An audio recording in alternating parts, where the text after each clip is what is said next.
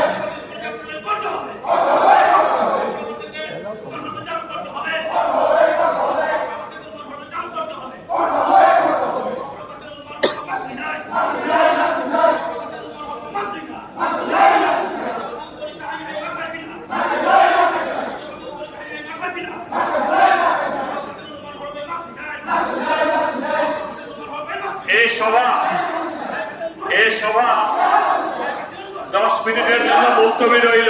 এই সভা 10 মিনিটের জন্য মুলতবি করল।